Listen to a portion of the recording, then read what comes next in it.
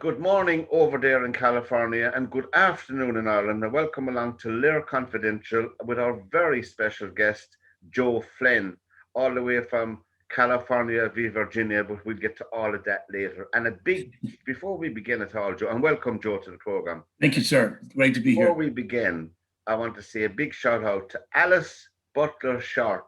Remember that name. She's a wonderful lady, and it's Alice made this happen, and we are very grateful to Alice. I'm sure you know Alice anyway, Joe, yourself, you know? She's a lovely, lovely friend of the family and just an amazing lady. Yeah. As I said, this Joe Flynn, and Joe Flynn is from a big family like myself, 9 in his family.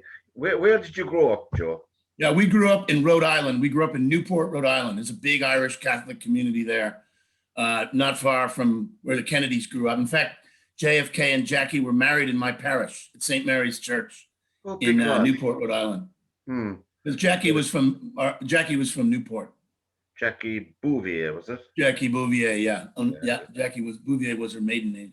But yeah, it's a nice town by the ocean. It used to be a big Navy base. Now it's not as big as it used to be, but right.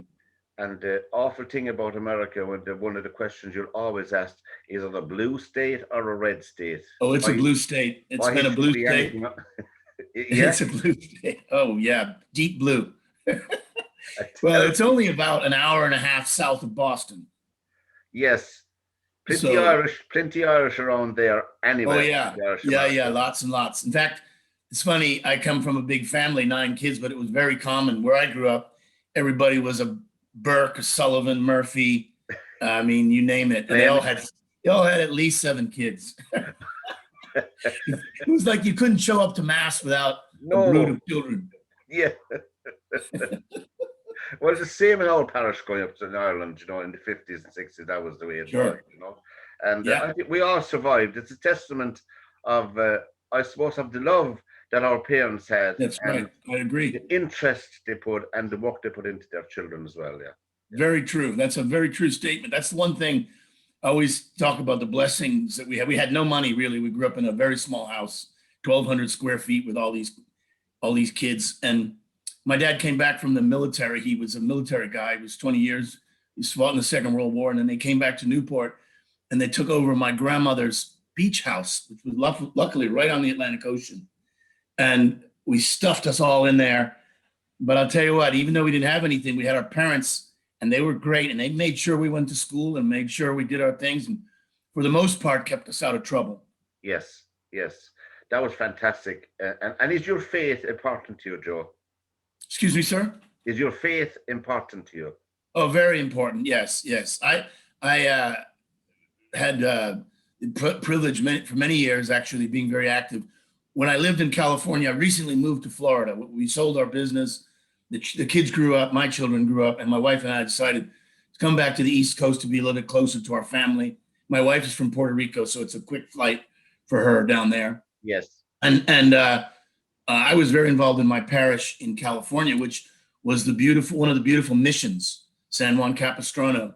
It's very famous, actually, of all the missions. There's a song about that. The swallows returning to Capistrano. That's right. It's actually that parish, and I was quite involved with that. And I went to I'm an alumni of the Catholic University of America, and just have been involved in the church, and of course through all of its scandals, unfortunately. Yeah. Well, you know, I mean, it has taken a hit for that, but I think some of it would be out of proportion in my way of thinking. You know, it was a time when you take the Universal Catholic Church as a whole. It is a very, very tiny minority that caused all this appalling crime, but not to exonerate it in any way either, but put it in proportion, I think. Agree with you, sir. I agree with you on that. Pat is my name. Pat, okay, thank you. And very easy to remember. An Irishman with the name Pat, that's pretty easy. See? Yeah. Anyway, you could always have a guess with Pat when you're speaking to anybody Irish, and you'll be 50% right. That's a good one. So true. If you forget someone's name, just shout Pat. Hey, Pat, or Patty. Anyway, you know. Yeah. So your faith obviously is important. And when you were growing up, Joe, uh, uh, your mom and dad, were they political minded?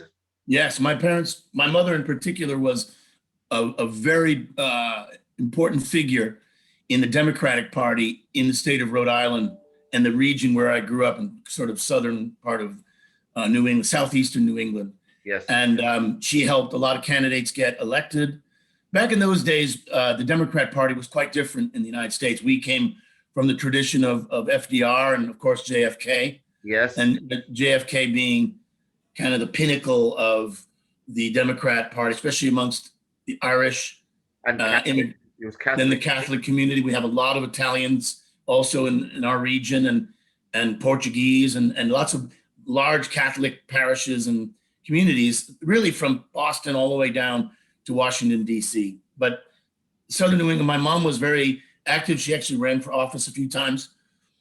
But it was interesting because as a Democrat, in those days, you were pro-labor, but also pro-military and pro-police, and actually pro-life.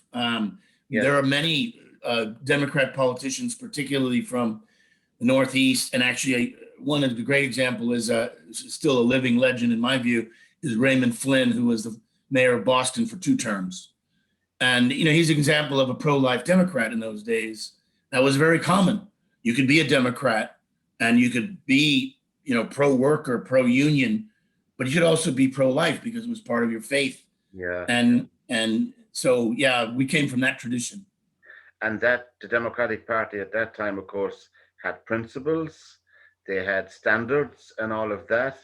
And the party is unrecognizable now, as many political parties are, But Yeah, we had great excitement here when John F. Kennedy came to Ireland, of course, being Catholic and all of that, Of course. And that was a great upsurge but there's always been tremendous ties between, even though our country is very small, Ireland that is, always tremendous ties between Ireland and America. And to me, even not because I'm speaking to you, Joe, but to me, America is still a wonderful country, a fantastic country. And we're very blessed. And you're right about the ties between our country. I mean, there's 30 million people of Irish descent here in the U.S. That's quite a lot. That's quite a legacy for a small island, that was so devastated throughout the years by, by famine and by oppression and all that.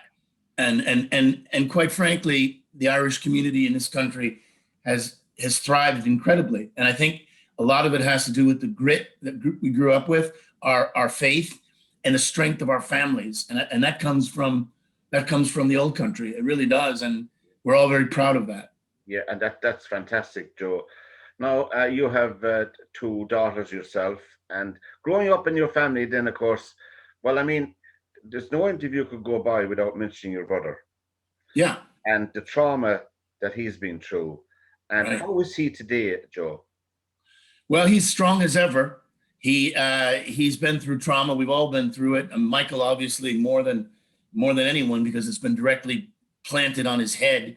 And of course, the media has ran wild with all kinds of stories of treason. And I mean, the amount of fake news that was out there about him is a great example of how we can't really trust the media anymore, especially the mainstream media in this country. And we'll get into that a little bit more, but Michael is doing well. Michael is married to a wonderful person who has been by his side since they were actually about 13 years old. They've been together. They've been married for 37 years, but they were boyfriend and girlfriend from the time they were in, what we call middle school here, which is in between high school and elementary school. Yes. And they're just a very, very close unit.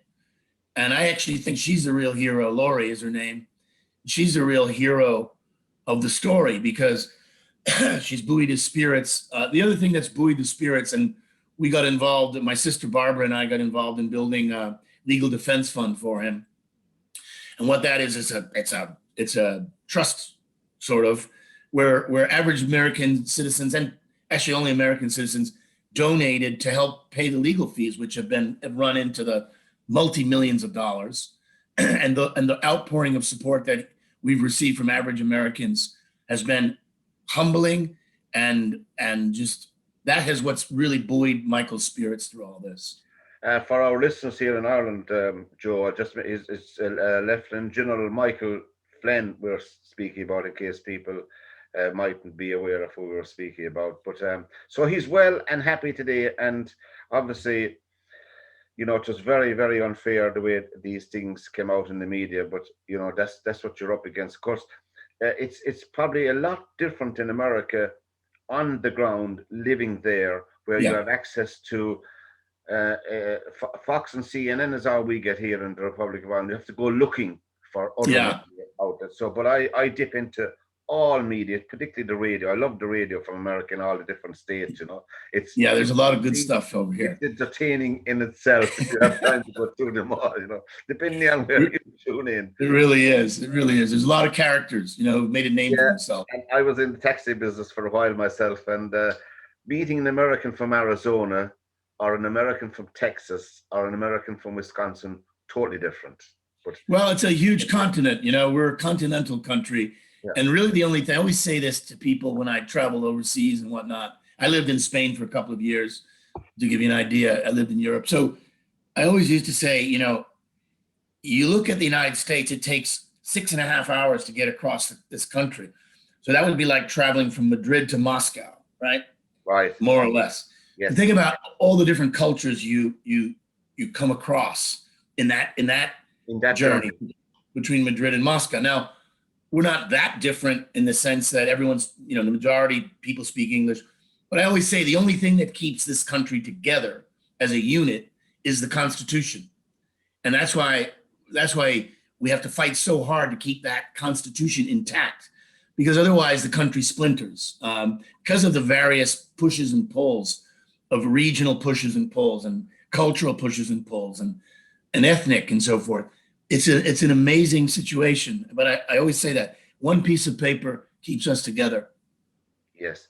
Now, what I can't get a handle on myself here, and I don't believe I'm that thick, is the Democrats' obsession and some of the media with Russia. Yeah. Well, it's a boogeyman. I like to call it a boogeyman. It's a very good opportunity for them to create something out of nothing. Russia, of course, has been a historic enemy to the West, especially when it was the Soviet Union. Yes. But things have changed quite dramatically. Yeah. And we know we have a dictator in Russia running things. Everybody's aware of that. Yes. But Russia's economy is about the size of maybe Texas's economy. It's not the threat that it once was. No. And to make it out to be that threat is really a disingenuous move on behalf of the Democrats. And people who are paying attention to this know this. Not to say we can't let our guard down in Eastern Europe for our allies. We can't do that. No. And I think President Trump has put more defense systems into particularly the Ukraine and Poland than any of the presidents combined. But nobody knows that because the media doesn't report that. But my point is it's a wonderful boogeyman for them to use to create a narrative in order to spin a story to try and destroy a presidency. And it's quite sad and very divisive. I find it, looking from this side of the Atlantic, I find it just incredible, right, that all of this, for almost the first term of his presidency, all of this played out in your government and came to zero. Exactly, because there was nothing there going on, and they don't hang their heads in shame, you know. It's worse than that. It's worse than that, Pat. Not only do they not hang their heads in shame, but they continue with the narrative.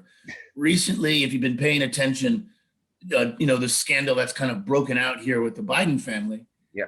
And what do they say when all this information, clear as day, comes out? It's Russian disinformation.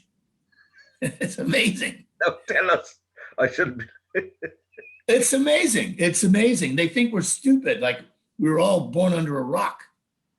And for our listeners and viewers here in Ireland, what happened to your brother Michael, if you don't mind talking about it, Joe? Yeah, sure. Okay, so in early 2016, Michael, who had retired as a three-star general and as the head of the Defense Intelligence Agency, which is the largest intelligence organization on behalf of the U.S. military. So it's the highest ranking position you can have as a military intelligence officer. He retired from that in 2014 and then left government, not happy with some of the policies of the Obama administration, which, by the way, he served as head of the DIA. He was appointed by Obama. Oh. So after he retired, he wrote a book particularly focused on the threat of radical Islamist terrorism, yeah, which he fought, for 6 years, overseas in combat positions, very senior combat positions. So he comes out of the military and then he writes a book and starts speaking and starts, being sort of a talking head on the media. And then when the elections began, the election cycle in 2016 began, many of the Republican candidates were consulting with him, wanting to get his perspective on foreign policy, the Middle East, and so forth. And one of the ones that brought him into the fold was the Trump organization. And whilst he was close with some of the other candidates, he and Trump actually hit it off pretty famously very quickly. They saw eye to eye on many things. All right. And this was around May of 2016. And Michael's number one goal was not necessarily to work for Trump or anything like that. It was to make sure Hillary Clinton didn't get elected. That was his goal. And so he said, I'll do anything. I'll work with anybody who can ensure that that Hillary Clinton won't get elected. And as things progressed in the primary in 2016, he felt that Trump was the only one that could defeat Hillary. And one thing led to another, and he became very close with Trump. In fact, to the point where he became on the short list for vice president. There were 4 people on that list, and General Flynn was one of them. When he didn't get, when they didn't choose him as vice president, he threw all in with Trump on the campaign and campaigned heavily from the time of the convention, which is July or so, until November, until the election. And he was on the road with Trump. Daily. They got very close. Yeah. During that time is when this whole Russia collusion nonsense started, and the FBI under James Comey began secretly, no other way to say it, but spying on the Trump campaign. That's right. With the excuse that it had been infiltrated by Russian spies. Yeah. Which of course now we know wasn't true. Yeah. So fast forward, they win the election. Trump has a meeting with Obama in the transition, very first meeting with Obama. And Obama said, you need to be afraid of 2 things as you take over this presidency. One is North Korea, Kim Jong-un, because things were very tense at that time. And the second is Michael Flynn. and why Michael Flynn? Well, Michael Flynn, as the incoming national security advisor, had a plan to essentially audit all of the intelligence agencies in the US. When I say audit, you have to understand, and your listeners need to understand, the CIA, there's 17 different intelligence agencies in the United States bureaucracy, okay? The largest of which, of course, is the DIA, but of course, now famously you have the CIA. The CIA, for many decades now, does not disclose its budget, so we don't know what is being spent there. We don't know where that money's going, and they use it under the auspices of classified information. Okay.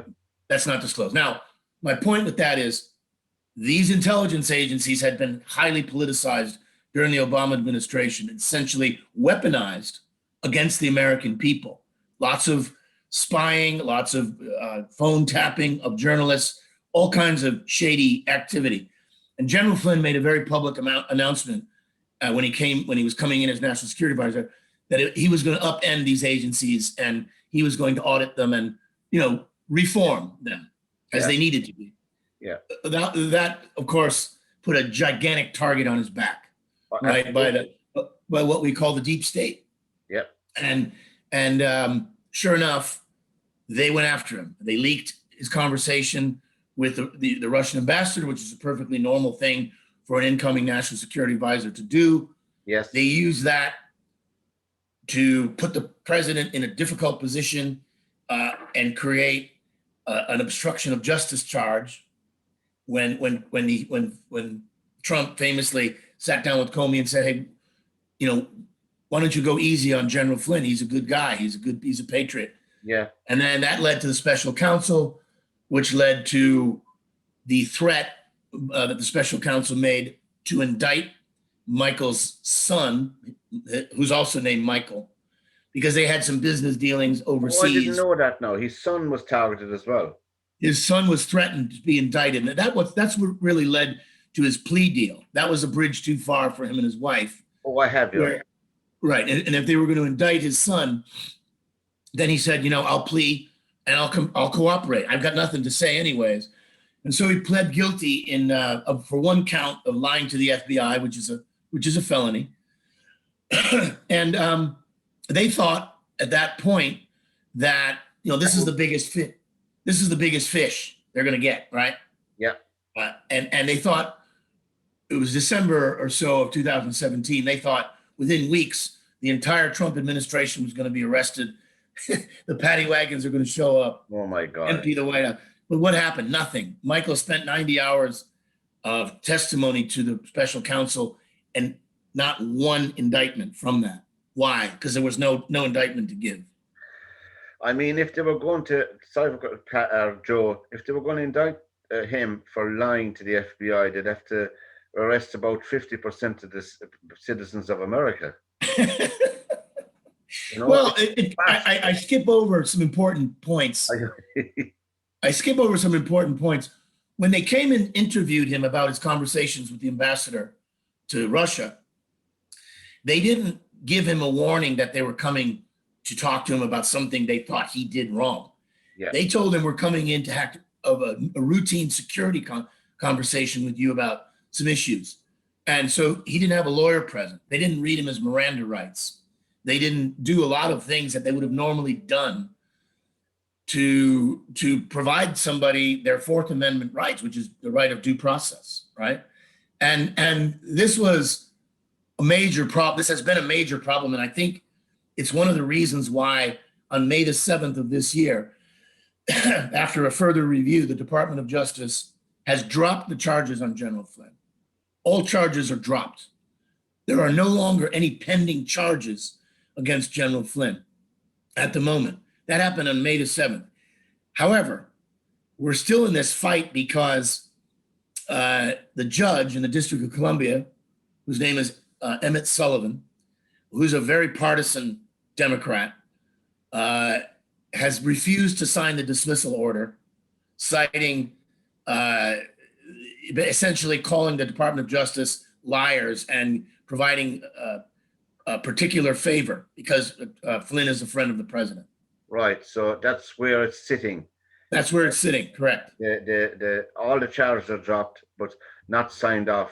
That I didn't even know that myself. I wasn't aware of that at all. Yes. Myself, Yeah, so, that happened May the 7th. So we were almost, 180, 160 days or so since May the 7th when the charges were dropped. And you notice this judge is holding back on this to wait for the results of this election.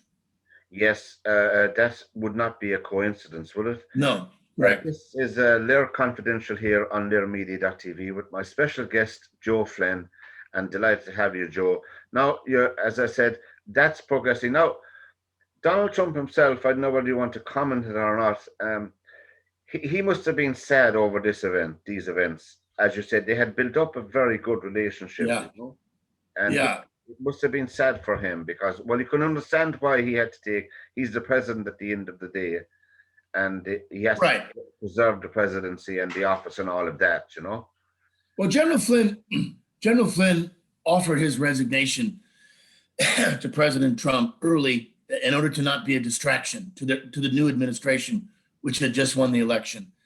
And I think Trump was very sad about that. I think he regretted it.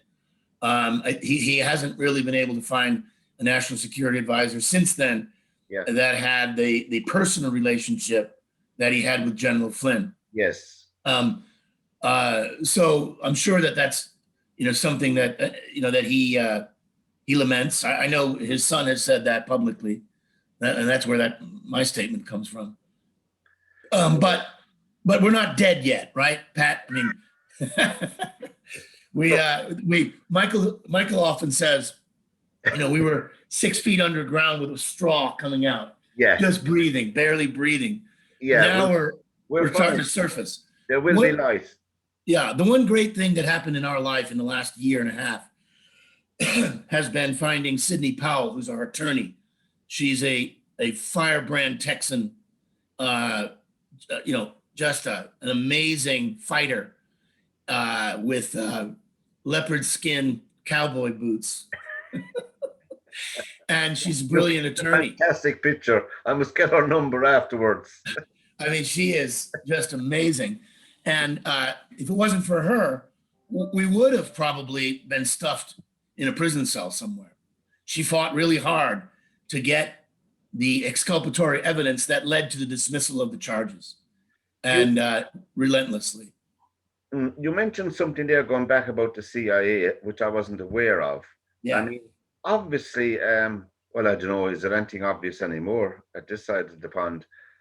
When budgets are being approved, I mean, set up, and they're voted on by the Senate or the Congress, excuse me, they're proposed by the president and all that. And I assume that every year there's a budget proposed for the CIA. Yeah, the budget is absolutely proposed, and those with the highest levels of classification in the government have access to that information because, of course, they have to vote on it. The Senate Intel Committee votes on that. So now they vote on the budget, we'll say $40 billion is given. And then it's not, then the details of that are not disclosed. Oh, they're not? Right, in the case of the CIA. But they can't be voting on something they're not aware of, can they? No, they'll vote on, they'll know the details. The Senate, yeah, they'll know the details, but the public doesn't know the details. It's not disclosed to the public. Why? Some of it makes sense because you don't want them to know that they're running operations in the Sudan and no, but the amount of money.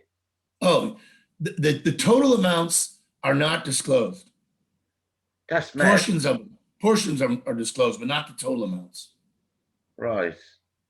And it's bad. And more importantly, it's difficult for the American public to weigh in on the activities that our tax dollars are being spent on. Yeah. And when you don't have that information. Mm-hmm. I'm just wondering, I'm thinking of our own case here in Ireland. I know we can't make a comparison, but once there's public money involved being voted for, there's oversight of that budget then. But isn't there an oversight committee in the Congress? Yes, there is. But what my point is much of what the actual details of that budget is not disclosed to the public for national security reasons, for classified reasons, some of which I would agree with. Yeah. Okay. Yeah. And I want to be clear. True. There are a lot of patriotic, hardworking people working for the CIA that put their lives on the line for our flag every day. So I don't want to denigrate those people that have dedicated their lives to the protection of our country. Yeah. But that's one thing. The second, another problem is using intelligence and law enforcement as a weapon against the American people. And that's what we saw in the last administration, specifically as it related to their political rivals in the case of the Trump campaign. Yeah. And so that's a bridge too far. That's a line that should never be crossed. And Joe, looking across from this side again of the Atlantic, I'm perplexed why the Hunter Biden information is not being covered or discussed on what we call mainstream media. I'm astounded. And we should all be ashamed of the free press in America in particular. I don't know how it's being covered in Europe, but I tell you right now, if it was the Trump family and this information came out, you can bet it would be splashed on the 24-hour cycle, yeah. 24/7. They are suppressing this in a way that is even shocking me, who's one of the most suspicious people of the mainstream media than anybody. It is shameful how badly they're doing this. Last night in America, we had on Fox News we have Tucker Carlson, who's a conservative commentator. Yeah. He had Hunter Biden's business partner for an hour on TV, a guy named Babaluski. Yeah. And basically laying it all out. The fact that Joe Biden knew that Joe Biden was a part of the deal that they had with an entity that was connected to the Chinese government. It was clear as day. And I wake up this morning, it's not even on CNN. It's not on New York Times website. It's not on Washington Post website. Nothing. And here it is. This is basically a public affidavit this man made. This man had risked his entire fortune and his family's name. This guy's a retired Navy officer. His father was a Navy officer. His brother was a Navy officer. I mean, this is not some Wall Street cowboy. This is a real guy here, and it's shocking. I watched that interview and some other organs as well, independent media outlets in the United States have carried it as well. So we are familiar with his interview, but I'm just wondering, in the 60-minute interview that Donald Trump did, the 60 Minutes program, has lost a lot of its luster from the old days, as I remember. It was absolute prime time watching. You could not miss it one time, as you probably know. Because it was the Oh, yeah, absolutely. Every kid, everybody, every American family watched it every Sunday. Yeah, remember 60 Minutes and remember Jeopardy, is it? Right. Or it would be Sunday night, so sometimes the football games would go a little bit longer, but you'd stay awake so you could watch 60 Minutes. Yeah. Now, you can contrast the two interviews with the two main candidates for president, Donald Trump and Joe Biden. Yeah. And Donald Trump, I don't know, it was a stroke of genius on his part or on the part of the people who are with him to record it themselves. Because can you imagine what the program would have turned out like if that wasn't done? Oh yeah, I mean the difference in the level of hostility towards Trump versus Joe Biden is palpable, right? It's obvious, and for anybody with a brain, you see that they're out to get him. They're out to trip him up. They're out to, do everything they can to make him look bad. And Joe Biden's being tossed all these softballs. Every question is a softball. Not one question about his son. Not one from 60 Minutes. I didn't even watch it. I can tell it. It's all over the social media. Yeah, so it's sad, really sad. You're a healthcare IT professional, so you're familiar with IT, all things IT. Yeah. And Donald Trump, not Donald Trump himself, but there's a disquieting feeling, particularly from the administration at the moment in the White House, against Twitter and Facebook. Now, I don't understand about this section something, if their standing is changed over to publishers, there'll be a huge tax implication for them. Yeah, there's two problems: tax, but also censorship. So if they randomly decide to censor certain voices or certain magazines or certain, which they're obviously doing, and they're going to be called to the carpet here shortly in front of Congress, then their status changes, and they can have a lot of problems. They can have tax implications, and then they can be sued for First Amendment violations. Oh, that's the big one, is it? That's the big one. Because they can get over the tax with bits and pieces. Right, and I think what you'll see if depending on the turnout of the election, I think you might see some antitrust lawsuits too, against Facebook, Twitter, and Google, just given the enormous amount of market share that each one of them have amassed, and the squashing of their rivals. I think you're going to see they're heading towards a lot of problems.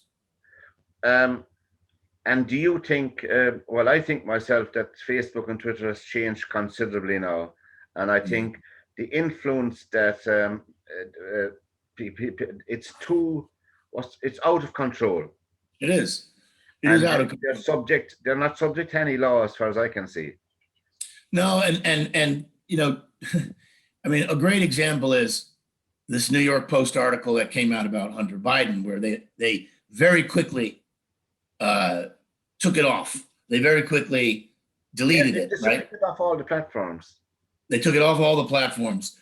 That right there, and it actually, some are calling for meddling in the election. Okay, that could be what they call Federal Election Commission violation on behalf of Twitter in particular, because this is information that the public needs to know about the candidate that's running for president. Yeah, absolutely. And the election commission themselves, what powers do they have? Well, they can levy fines. They don't really have. I don't think they have power to indict people. Although I could be wrong. I might be wrong. I think they can indict. I think they can indict and they can levy fines. I know they can for voter fraud and all of that. We know that. Right. Absolutely right. But for stuff like that, that would have a direct bearing on how I would vote in the election. There's no question about that. Yeah. Do you know that the #1 Google search right now in the United States is how do I change my vote? Because we're early voting now. I'm going to vote today. Yeah, no. Voting in Ireland and America are totally different, because all you need to do to vote in Ireland is to be on the electoral register in Ireland. And you can see everybody, you can see your whole area, and you can go in and vote for who you like. Now, the intriguing thing that gets me is when you're registering to vote in America, is it true that you register either blue or red? Yes. Why is that? Or no, you can register independent as well. But couldn't you just register as Joe Flynn? Bang. No, you have to give a party affiliation of some sort. Well, do you? Well, you could say independent, which, there's no such thing as an independent party. But, typically so independent would cover you to get registered. It's common that you'd register Democrat or Republican or Libertarian or some, other party. Of course, there is a third candidate for the presidency at the moment. See what? There's a third candidate for the president at the moment. A third candidate running, isn't there? Yeah, there's a Libertarian. There's actually, typically we've had a Libertarian and we've had a Green Party, very small, but they take 3-4% of the vote. The last person that made an impression over here on this side of the Atlantic was Nader. Ross Nader, was it? Ralph Nader, yeah, the Green Party, yeah. He got a sizable smart vote. Guy. And did Ross Perot run, no? Ross Perot was the one independent candidate that got the most votes of any main party candidate. He got 20% of the vote. Yeah, that was a huge. And he got Clinton elected. That's right. Yeah, in the first election, he got Clinton elected. He did in 92.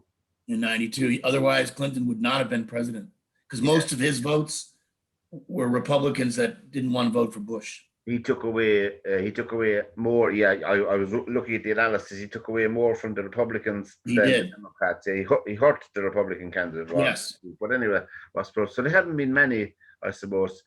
No. In Virginia, in the state of Virginia, are they allowed vote after the results are of the election?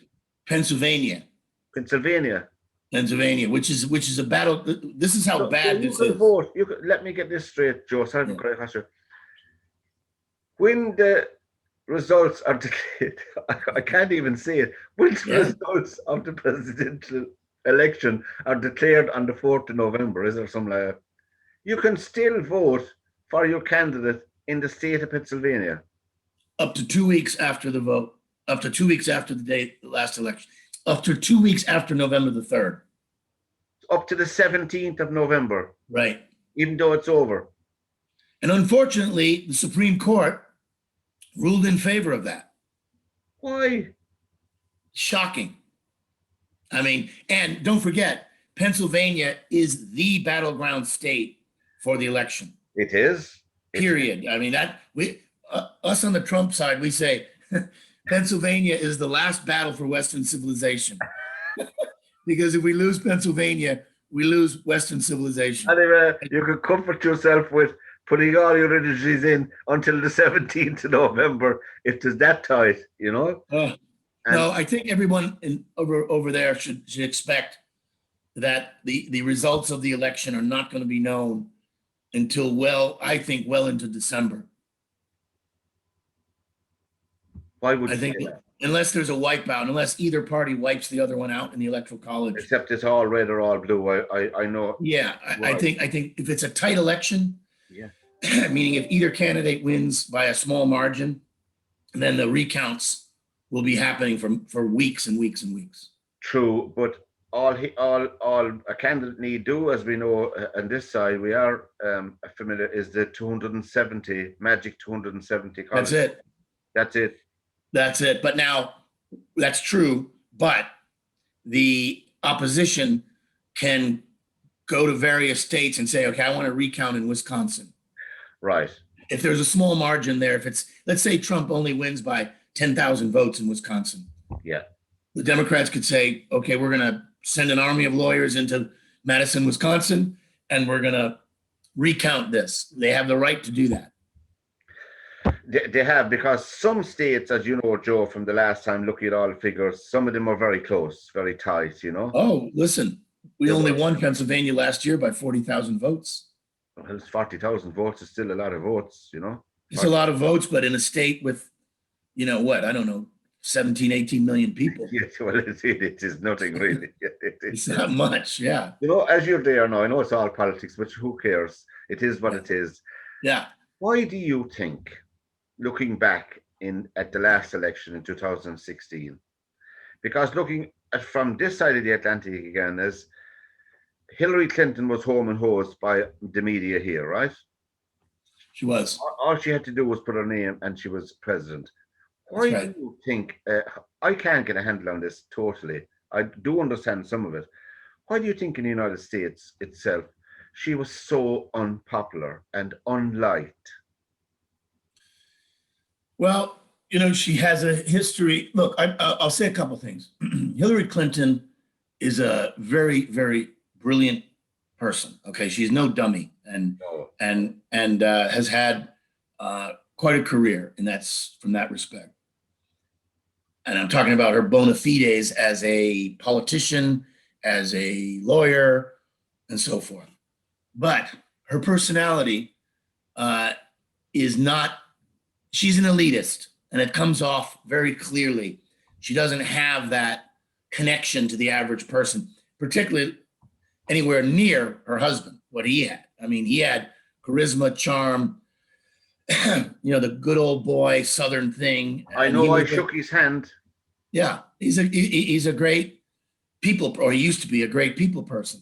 She's the opposite. She's an intellectual. She's an elitist. Aloof. She's aloof. And she's a kind of what we call a corporate Democrat, right? She's just too packaged in that respect.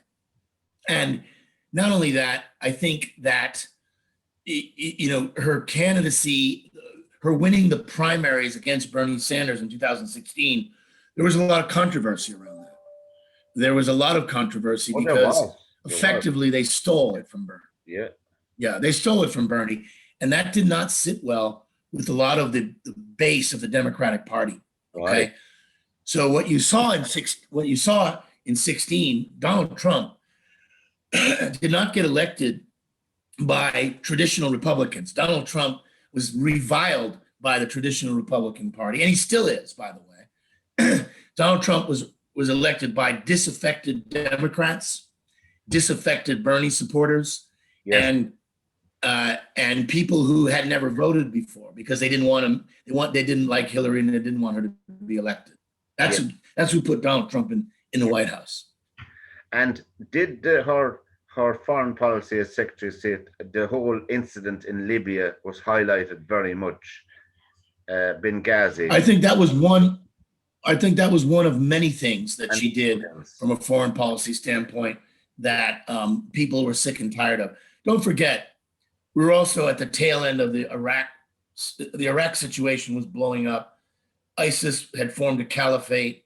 It looked like we failed in Iraq. You know, Obama couldn't turn that around. He did a lousy job in the Middle East. You know, he kowtowed to the Iranian mullahs. I mean, it was just a disaster.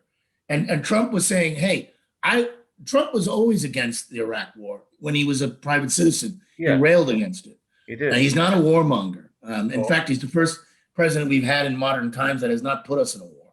I think people, Joe Collicosta, people are forgetting that Donald Trump will not, in my opinion, ever go to war. I mean that he'll never go to war for war's sake. Or for, no, not unless economic. I don't think that's right. He's not interested in having American young lads and young ladies killed in countries for nothing. No, not in the least. He's not interested in the least. No. And I think you're going to see in a new Trump administration, we will withdraw our troops from Afghanistan, and it's about time. I mean, I think we've done what we could do there, and it's an unwinnable situation. It's something the Afghan people have to decide on. And so, when are you going to get the phone call from Donald for this term to give him to ask you to be one of his advisors? I don't know. I'm happy down here in Southwest Florida living my life. One thing that the mainstream media in America, I think, are not emphasizing enough, in my opinion, sitting on this side of the Atlantic, is he's tremendous. I know he used that word himself. Yeah. Success in getting Arabs and Jews to sit down and recognize the right of each other to exist in a peaceful society, and the whole area of the Middle East, he's put a complete lid on that, in my opinion. He's pulled off what he's pulled off what no president has been able to do since the formation of the State of Israel, which is to get Arab states, you know, that were very hostile to this existence of the State of Israel, to sign long-term peace and economic cooperation agreements. And I understand there's a long line of Sunni. Don't forget, these are Sunni countries doing it. There's a big difference. Yeah. Sunni Arab countries that are lining up to do this. Why? Because it's in their best interest to do it for economic reasons, for their own national security reasons. And of course, the broader strategy is to isolate Iran, who's the real threat to the peace and stability of the Middle East. And this is a brilliant strategy that Trump is not getting any credit for. No. Once again, by the media or the political class in this country. Yeah, and I think he's recognized outside of America. I think he's very much a champion. Not enough, of course, but I think that what he's done in the Middle East. My daughter and her husband spent some time in Israel, so I was over there, you know, myself. Yeah. And what he's done there is stunning, because you must remember, as you probably know, Joe, an awful lot of these countries are young, very young, age-wise, young, and becoming more educated and highly educated, and they will not accept the old ways anymore. And I agree. Also, I think he took an incredible chance in going over, as he drummed it himself, to Rocket Man over to North Korea. He's something else. Some of his rhetoric is amazing. He gets away with it. He gets away with it. He does. It's a New York shtick, you know? Yeah. It's a New York shtick. But no, I mean, look, when you saw that trip to North Korea, I was very unsettled myself, because I said, maybe he's gone a step too far in his own head this time. Maybe he didn't listen to the advice around him. Maybe he decided, look, my gut is telling me to do this, do this. It could all have turned out so very, very badly. Yeah. And it Yeah, didn't. he uses his personal.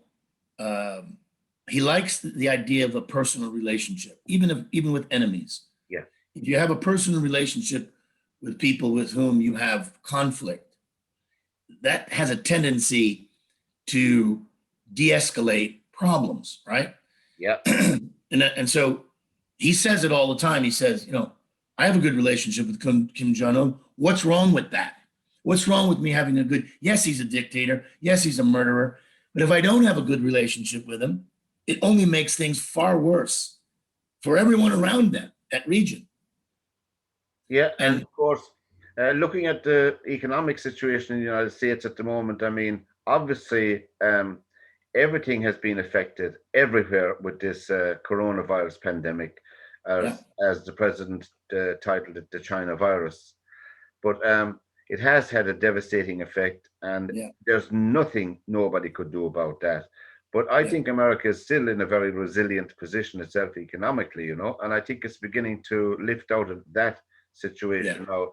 But employment is it true to say that employment for what we call African American community and Hispanics, etc., they did rise considerably under the under Trump. Donald Trump. Yeah, in fact, it was historic. It rose to historic numbers.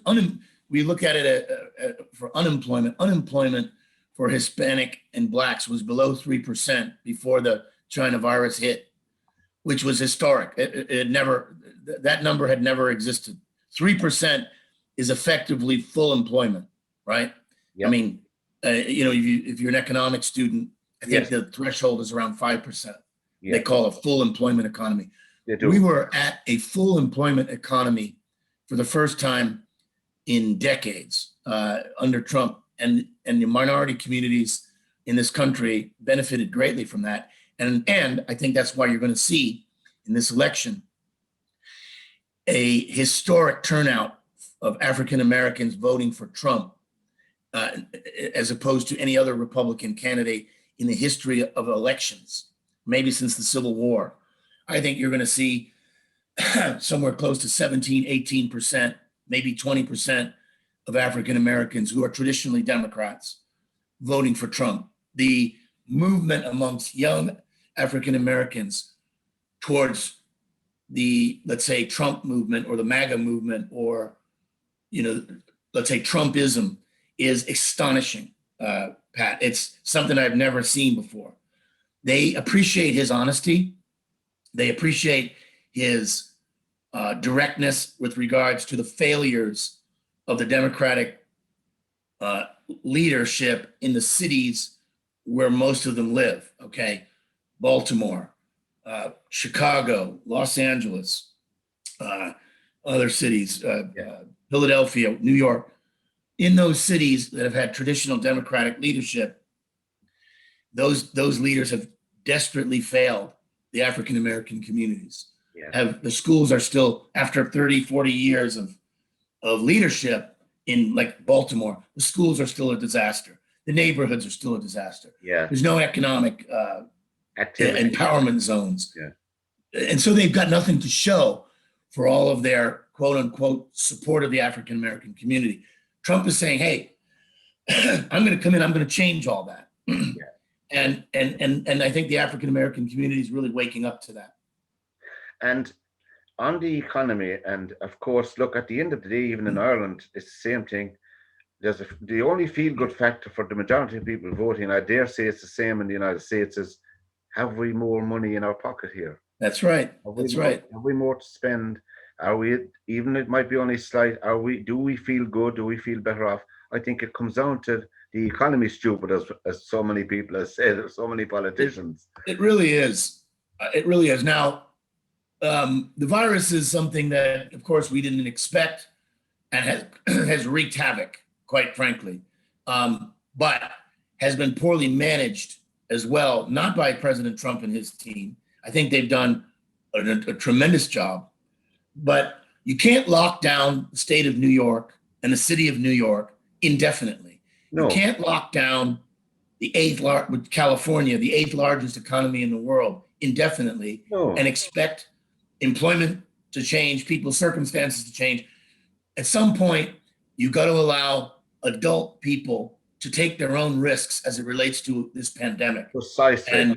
And these governors in these blue states like New York and California, which are the two largest, are doing a massive disservice to their citizens under the auspices or under the veneer of protection of their health. Well, we know that it has a 99% recovery rate. So that's not true amongst people below the age of 70. Okay. That to me is a pretty weak pandemic, quite frankly. I don't want to diminish anyone who's lost a loved one. No. But I know what you're saying, Joe. Yeah. And I'm not saying we shouldn't be careful. You're a healthcare. You're in the healthcare business. Yeah. Right?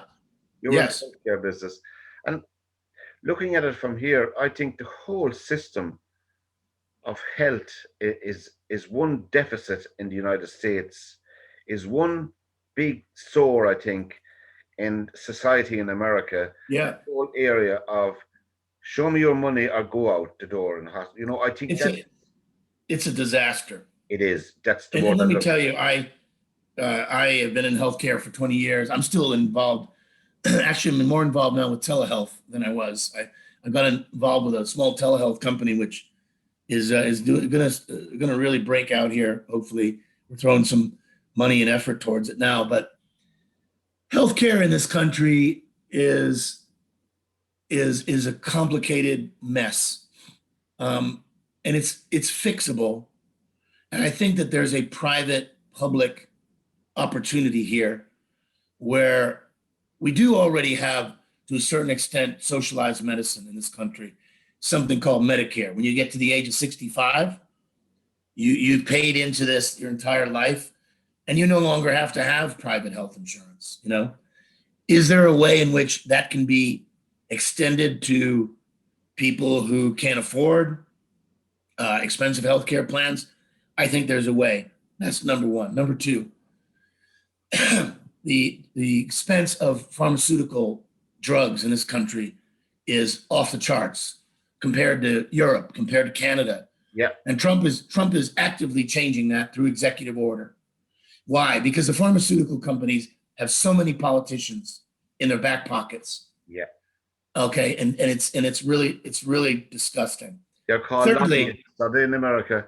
Yeah. Oh my God. Well, and they have politicians from both parties in their back pockets. These the pharmacy lobby. Yeah.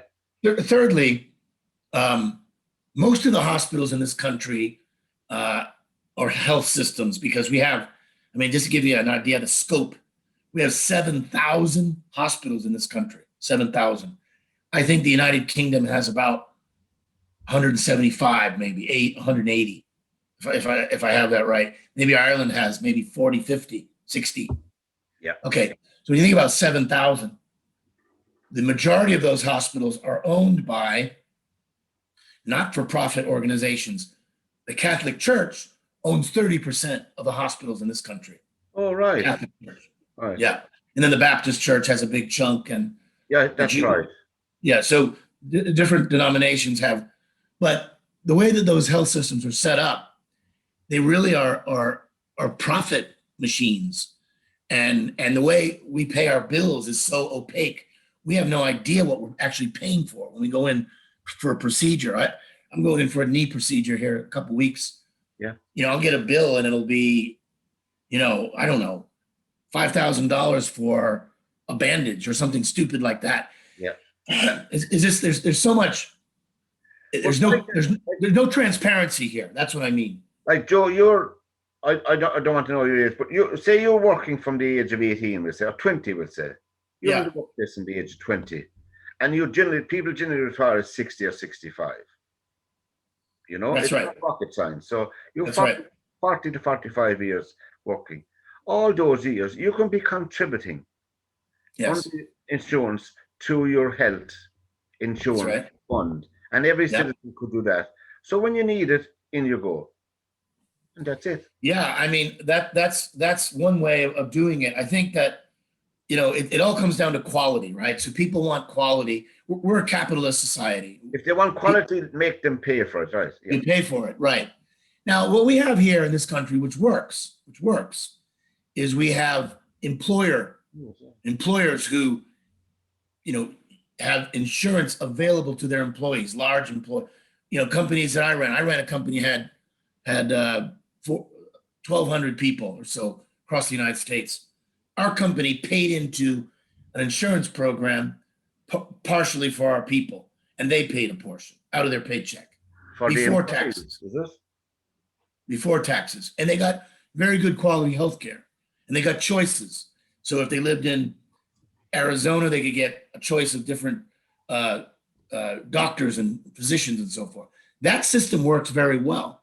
The problem is the expense of the actual expense of getting an operation or procedure is not capitated. It's out of control, and there's no transparency as to how much it actually costs to get a knee operation. How much? I don't know how much it costs. Yes. And so we need transparency and we need choice. That's what it comes down to. Just LíR Confidential is a program here on LíRmedia.tv, and our special guest is Joe Flynn. And now, Joe, if you still have some more time you can spend with us anyway. Just want to touch maybe two more areas where Sure. The president himself got flacker when he was doing the right thing, and a lot of observers, when they sat back and looked at it, in having a proper system for people to come into the United States of America, as every country has. I cannot hop on a plane here in Shannon, fly to New York, and disappear. I know a lot of Irish kids that did that back in the 80s.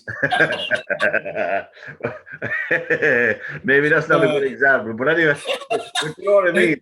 If you went to a restaurant in Rhode Island in 1988, every waiter and waitress was from County Cork or from Galway, and they were great friends of mine. So that was fun. There is a system whereby you can immigrate to a country legally. They have laws and regulations, and for good reason. Right, absolutely. Yeah. And he was concentrating on the southern border of the United States, as we all know. Look, everybody knows, there's thousands of people crossing the border, but he tried to do something about it. That's all he was trying to do, in my opinion, to regulate it somewhat. And then you had pictures of cages with children inside it, but those pictures were from the other administration. Yeah, they were.